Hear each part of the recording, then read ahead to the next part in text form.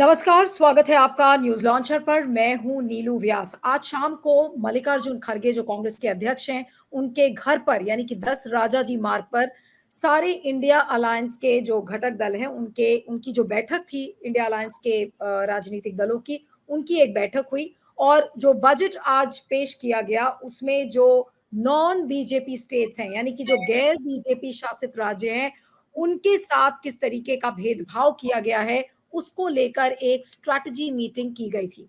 अब जो कांग्रेस के सांसद हैं प्रमोद तिवारी, उनका ये कहना है कि कल संसद में इसको लेकर प्रोटेस्ट किया जाएगा। किस तरीके से जो नॉन बीजेपी स्टेट्स हैं उनके साथ भेदभाव किया गया है, उसको लेकर एक स्ट्रैटेजी मीटिंग जो हुई थी, उस स्ट्रैटेजी मीटिंग में इस बात को लेकर निर्णय हुआ है कि कल इसमें संसद में इसको लेकर विरोध किया जाएगा। मैं आपको चाहती हूँ कि आप सुने प्रमोद तिवारी का वो बाइट, और उसके बाद एक ट्वीट को भी मैं दिखाऊंगी जो केसी वेणुगोपाल का ट्वीट है। उन्होंने क्या लिखा है, आइए पहले सुनते हैं प्रमोद तिवारी को, जो कि मीटिंग से निकलकर और उन्होंने हम लोगों ने क्या बात की। देखिए, बजट पर हम लोगों ने चर्चा की।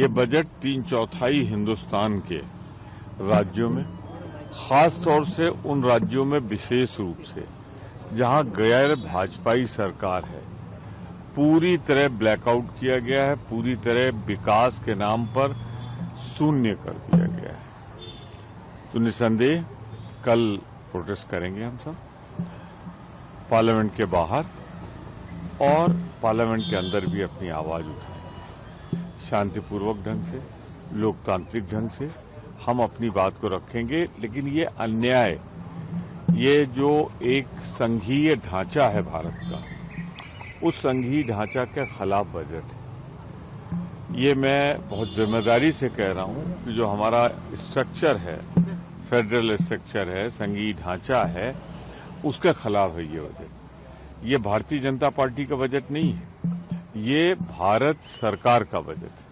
और भारत सरकार के बजट को ऐसे किया गया जैसे भाजपा का बजट। तो ये आपने सुना कि प्रमोद तिवारी ने क्या कहा, कि ऐसा लगता है कि ये भाजपा का बजट है और ना कि भारत सरकार का बजट है। अब केसी वेणुगोपाल ने क्या लिखा है उस पर आइए उनका जो ट्वीट है उसको दिखाते हैं।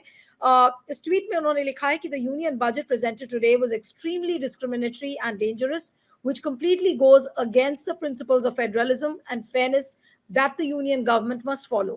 In protest, INC CMs will be boycotting the Niti Aayog meeting scheduled for 27th July. This government's attitude is completely antithetical to constitutional principles. We will not participate in an event that is solely designed to hide the true discriminatory colors of this regime. ये 8:27 का tweet है जो कि केसी वेणुगोपाल ने किया है। और अब किस तरीके से पूरी जो रणनीति है इंडिया अलायंस की, वो किस तरीके से अब बजट के पेश होने के बाद बदलेगी, आज इस पर हम बातचीत करेंगे। और क्या कुछ जो नॉन बीजेपी स्टेट्स हैं उनके लिए रहा है, इस पर भी हम बात करेंगे। हमारे साथ भारत जोड़ो यात्रा के लेखक पुष्पराज देशपांडे, जो कि इंडिया अलायंस के साथ बहुत करीबी से काम करते हैं। पुष्पराज इस समय हमारे साथ जुड़ रहे हैं। Pushpraj, thank you so much for joining. और प्रमोद तिवारी का ये बात कहना कि ये जो बजट है, ऐसा लगता है कि ये भाजपा का बजट है, ना कि भारत सरकार का बजट है। अब जो नॉन बीजेपी स्टेट्स हैं और उनको लेकर जो कल विरोध हो रहा है, उस पर क्या कहेंगे कि ये किस तरीके का रुख अपनाया है भारत की सरकार ने नॉन बीजेपी रूल स्टेट्स के साथ? जी।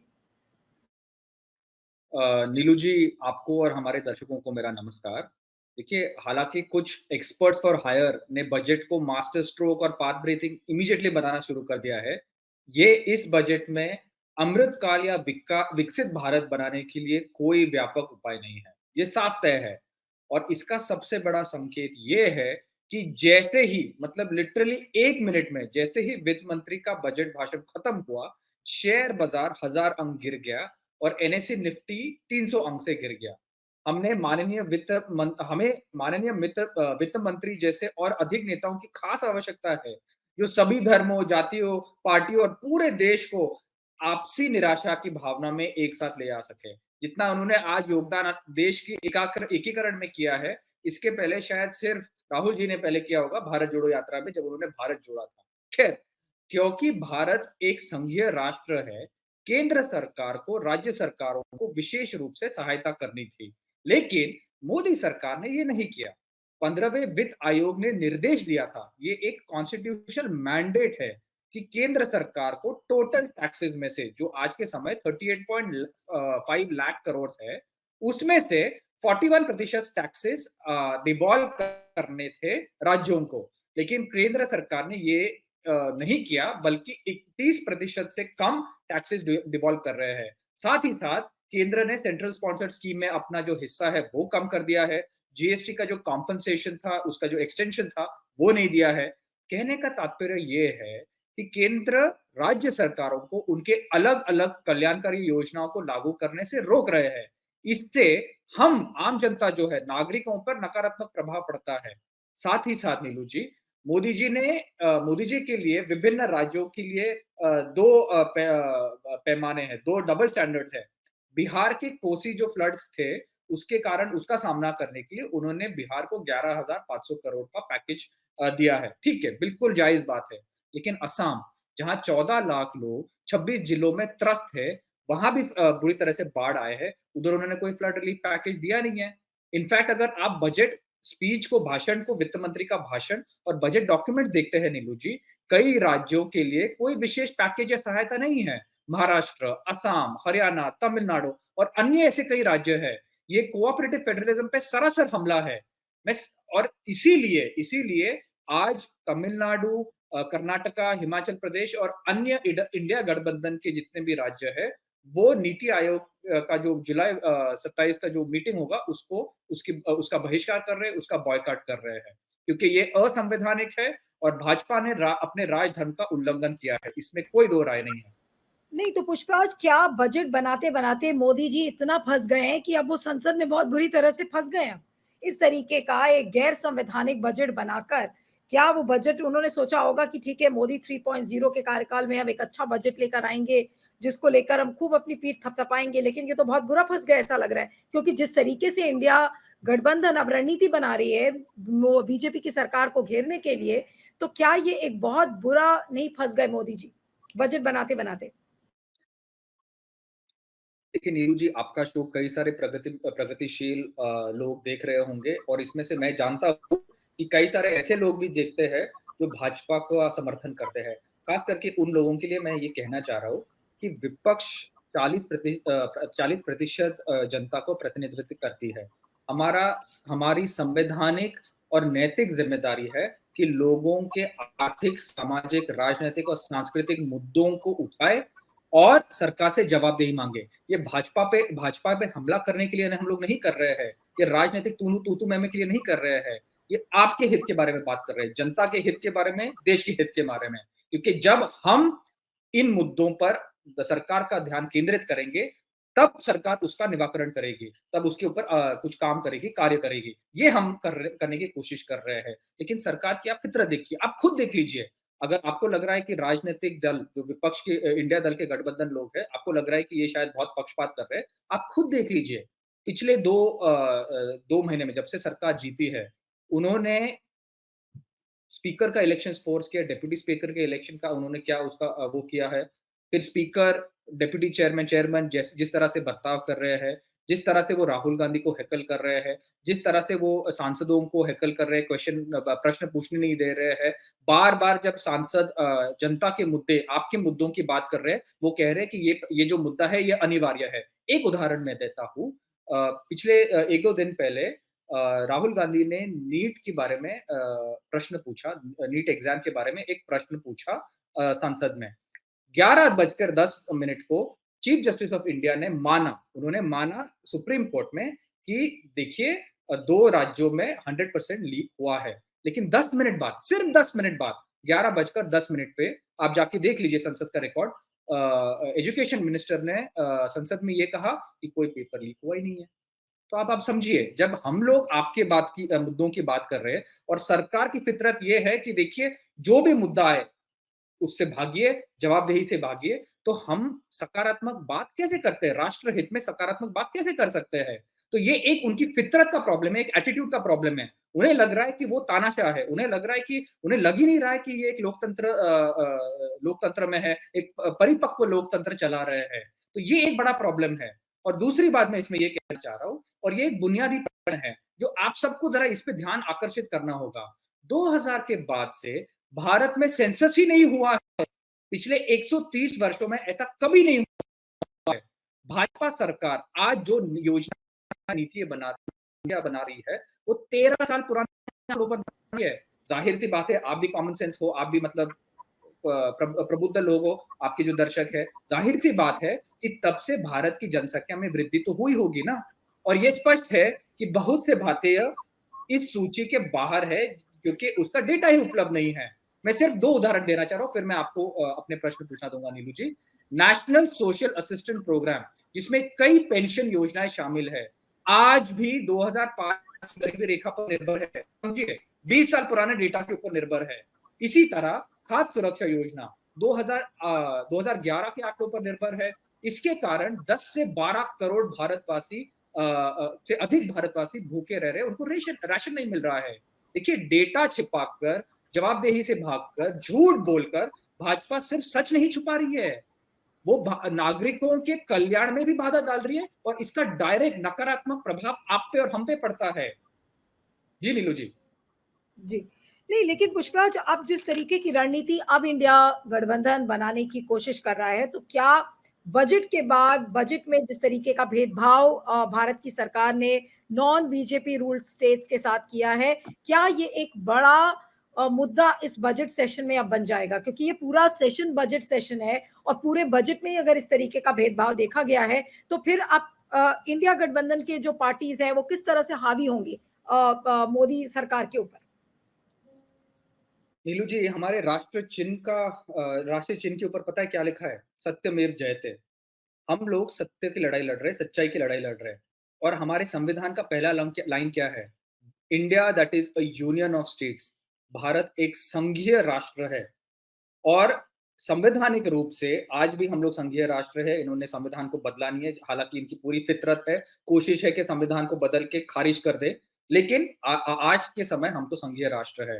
और सरकार की जिम्मेदारी बनती है, संवैधानिक जिम्मेदारी बनती है कि वो राज्यों को सशक्त बनाए ताकि वो लोगों के कल्याण के लिए योजनाएं बना सके। बराबर है, इसमें तो कोई दो राय नहीं है। ये संवैधानिक है, ये बेसिक स्ट्रक्चर डॉक्ट्रिन में भी लिखा हुआ है किशनंदर भारती केस में, राइट।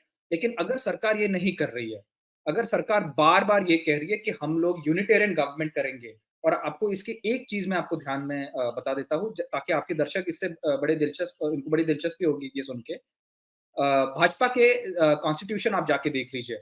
आर्टिकल 3 उनका कॉन्स्टिट्यूशन का कहता है, भाजपा के कॉन्स्टिट्यूशन का, कि हम इंटीग्रल ह्यूमनिज्म, जो दीनदयाल उपाध्याय की फिलॉसफी थी, उसमें पूरी तरह से हम लोग आस्था रखते हैं। इसके एक शब्द इधर से उधर नहीं करेंगे। इंटीग्रल ह्यूमनिज्म के जो 1950 में 4 लेक्चर दिए थे उन्होंने बंबई में, 2 साल जनसंघ के प्रेसिडेंट बनने के पहले, तब उन्होंने पता है क्या कहा था इन लेक्चर्स में? कि Bharat is a union of states. ये गलत इंटरप्रिटेशन है। हमको एक यूनिटेरियन अथॉरिटेरियन सरकार बनना चाहिए।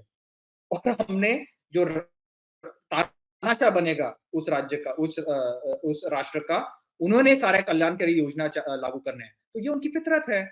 ये राज्यों को और म्युनिसिपल गवर्नमेंट्स को, जिला पंचायत को, राज्यों को कोई पावर देना नहीं चाह रहे हैं। वो सब पीएमओ सेंट्रिक काम करना चाह रहे हैं। और इस बात से विपक्ष और जो भी प्रगतिशील इंसान इस देश में है, जो देशभक्त है और संविधान में आस्था रखता है, इसको इस बात से घोर आपत्ति होनी चाहिए, क्योंकि ये असंवैधानिक है, गैर कानूनी है। और इसीलिए हम लोग लड़ाई लड़ रहे हैं, क्योंकि जो इनका बजट की इन्होंने पारित किया है, कोशिश कर रहे हैं पारित करने की, ये बिल्कुल ही संघीय ढांचे के विपरीत है। तो अब मेरा जो आखिरी सवाल जी आपसे नीलू है जी। कि अब यहाँ से राजनीति कैसे बदलेगी? ये बात तो अक्सर पिछले 10 सालों में भी हम लोगों ने कई बार देखा कि उन्होंने जो राज्यों के जो हित है, राज्यों का जो वेलफेयर है, राज्यों के जो अधिकार है, उसको बहुत ज़्यादा ट्रैम्पल किया मोदी सरकार ने। और अब कुछ ज़्यादा ही हो रहा है कि बजट में कोई एलोकेशन ही नहीं है उन राज्यों के लिए, तो फिर अब यहाँ से राजनीति कैसे बदलेगी? अब तमिलनाडु की जैसे जो मीटिंग है नीति आयोग की, उसमें तमिलनाडु जा नहीं रहा है। तो अगर इस तरीके से सारे राज्य मिलकर अगर बहिष्कार करेंगे, तो किस तरीके की राजनीति यहाँ से दिखने को मिलेगी? नीलू जी, सिर्फ तमिलनाडु नहीं, लेकिन जहाँ तक मेरा अनुमान है, केसी वेणुगोपाल जो महासचिव है कांग्रेस पार्टी के, उन्होंने कहा है कि शायद सारे कांग्रेस पार्टी के जितने भी राज्य हैं, वो भी इसका बहिष्कार करेंगे इस मीटिंग का। तो सिर्फ तमिलनाडु नहीं है, मेरे अनुमान से सारे इंडिया गठबंधन के राज्य इसका बहिष्कार करेंगे। तो पहला तो ये है। दूसरी बात ये है कि देखिए, जहाँ तक ये मेरी व्यक्तिगत राय है और पार्टी के हिसाब से मैं नहीं बोल रहा हूँ, पार्टी के दिस थिंग, प्रधानमंत्री मोदी हमारे प्रधानमंत्री हैं। भले ही हमने उनको वोट नहीं दिया है, और मैं जानता हूँ कि आपके चैनल में कई दर्शक ऐसे हैं जिन्होंने शायद उनको वोट नहीं दिया है, मैं मानता हूँ। लेकिन अब वो चुन के आए हैं, माइनॉरिटी गवर्नमेंट सही, लेकिन अब वो देश के प्रधानमंत्री है। एक प्रांत के या एक राज्य के प्रधानमंत्री नहीं है, सिर्फ गुजरात के नहीं है, सिर्फ भाजपा के प्रधानमंत्री है, पूरे देश के प्रधानमंत्री है।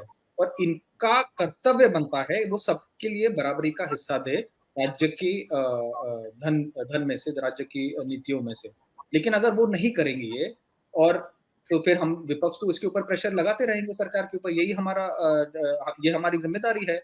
और कहने का तात्पर्य ये है कि ये डेडलॉक जो है, अब ये पूरी तरह से स्टेलमेट आ गया है। ये स्टेलमेट तभी बदलेगा जब प्रधानमंत्री मोदी अपनी फितरत बदलेंगे, अपना रवैया बदलेंगे। जब तक वो विपक्ष को एक शत्रु की तरह देखेंगे, ना कि जनप्रतिनिधि की तरह, तब तक ये सिचुएशन लगती रहेगी। देखिए, पिछले सत्र में जब हमने जन की बात कही थी, जनता की बात करी थी, नीट की बात करी थी, अग्निवीर की बात करी थी, मणिपुर की बात करी थी, चीन की बात करी थी, इसकी क्या बोलते हैं अपने असम की बात करी थी, और जम्मू कश्मीर में बढ़ते अप्रभुत्व जो दंगे टेरर अटैक्स हुए हैं, उसकी बात की थी। ये सब जनता के मुद्दे हैं। ये सब आपको और हमें डायरेक्टली अफेक्ट करते हैं, इम्पैक्ट करते हैं। इसकी बात करना क्या ये नकारात्मक था? क्या ये बात करना मोदी जी को लगता है ये उनका गला घोटना है? किस किस किस हक से वो पब्लिकली आके सार्वजनिक रूप से ये कह रहे हैं कि मेरा गला घोटा जा रहा है? क्या वो भाजपा का खुद का फितरत भूल गए? जब मनमोहन सिंह जी 2009 में अपना कैबिनेट इंट्रोड्यूस करना चाह रहे थे लोकसभा में, तब उनको उन्होंने इतना शोर किया था कि परमिशन नहीं दिया था। याद है 2009 से 2014 के बीच में जो सेशन हुए थे, जो 15वीं लोकसभा हुई थी, उसमें लगभग 12,900 प्रश्न पूछे थे। पता है आपको कितने प्रश्न पूछने दिए थे भाजपा ने? डिसरप्शन के कारण सिर्फ 10% प्रश्न पूछने दिए गए थे। और तब अरुण जेटली जी ने और सुषमा स्वराज जी ने, जो दोनों विपक्ष के नेता थे, उन्होंने ये कहा था कि disruption is a legitimate parliamentary tactic. तब तो आपके लिए लेजिटिमेट पार्लियामेंट्री टैक्टिक था। अब तो हम लोग डिसरप्ट कर रहे हैं। हम आपको ये पूछ, प्लीज आप हमें प्रश्न पूछने दीजिए, वो उसमें भी आपको आपत्ति है। देखिए, आप कब तक लोगों के असली मुद्दों से भागते रहोगे, देश के असली मुद्दों से भागते रहोगे? आप सरकार चला रहे हो, पनवाड़ी की दुकान नहीं चला रहे हो। अपने राजधन का, मतलब आप अपने राजधन का कर्तव्य करिए। और जो प्रधानमंत्री अटल बिहारी वाजपेयी थे, उन्होंने संसद में एक लाइन बोली थी कि हमारे आपसी मतभेद हो सकते हैं, लेकिन ये ध्रुवीकरण नहीं होना चाहिए। और आप भाजपा सरकार ध्रुवीकरण कर रहे हो, देश में बंटवारा कर रहे हो, विपक्ष और सरकार के बीच में ध्रुवीकरण कर रहे हैं। बिल्कुल, और इस तरीके का स्टेलमेट जिसकी आप बात कर रहे हैं, मुझे लग रहा है कि मोदी जी अब बजट बनाते-बनाते मोदी जी, निर्मला सीतारमण बहुत बुरे फँस गए हैं। अब जिस तरीके से इंडिया अलायंस अब इनको घेरने की कोशिश करेगा, शायद उस चक्रव्यूह से मोदी जी निकल भी नहीं पाएँगे, और कल संसद में इसको लेकर हंगामा होगा, और इसको लेकर विरोध प्रदर्शन भी होगा, संसद के अंदर, संसद के बाहर। तो देखना होगा कि सरकार क्या रणनीति इस पर अपनाती है। आपका बहुत-बहुत शुक्रिया Pushpraj, thank you so much for joining. Thank you.